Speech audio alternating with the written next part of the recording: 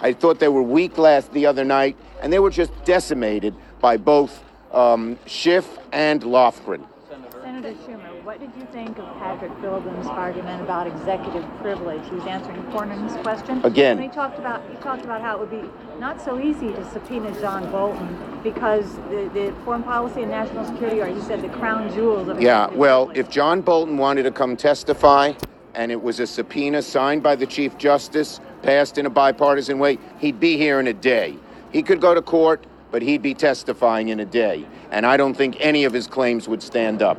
So I think the issue of timing, our Republican friends, the president, Mitch McConnell, keep coming up with new excuses. How about the timing argument? When we wanted to do witnesses and documents at the beginning, they said, oh no, let's wait and hear the arguments. And we said, after we hear the arguments, you're going to say there's no time to do it.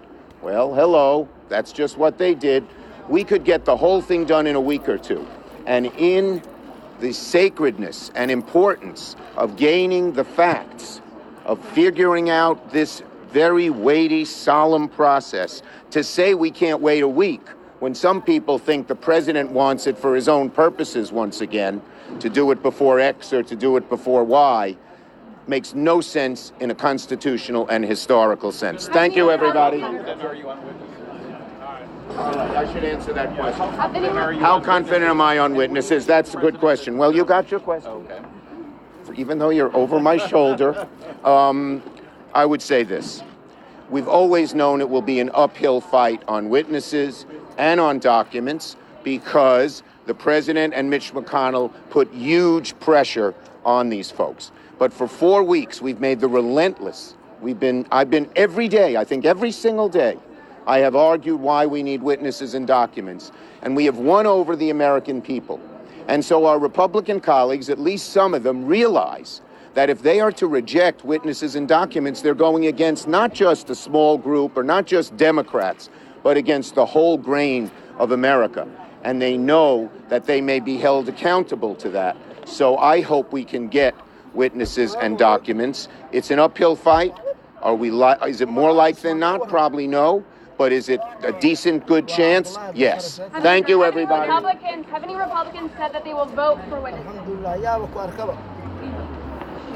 Well, today has been an excellent day for the President's Council. The questions and answers really on both sides of the aisle have exposed massive flaws inside of the case of the House impeachment managers. Right out of the gate, you saw Adam Schiff answering a question with regards to whether or not they needed additional information in order to be able to prove their case. The last day on the House floor before sending these impeachment articles over, they were reinforcing their position that their evidence was overwhelming, uncontested, indisputable, and proof beyond a doubt. It's amazing as we're listening to that answer to start the day. Now, this was a question directed to Adam Schiff, an answer given by Adam Schiff, and even in his own words, he's not able to keep that position that they had this whole time. He didn't say our evidence is overwhelming. He didn't say our evidence is uncontested and indisputable and that we've proven the case beyond a doubt. He said in order to prove his case, he needs new evidence that he doesn't even have yet. And he doesn't even know exactly what that evidence is and where he's going to find it. Now, if you want to open that door to new witnesses, that door is a big door. And the Republicans in the House had a long witness list. And only 3 people on that list ended up getting called. And you know why? It was 3 people who were the only 3 people who were also on the Democratic list. These were 3 people who testified during the closed-door depositions. Now, I was listening to a little bit of what Senator Schumer was just stating. If it's the Democrats' position that no witnesses have been heard from at all, if the witness count is at 0, how telling is it to you, the state of their case, that they're not asking for any witness at all who we've heard from already?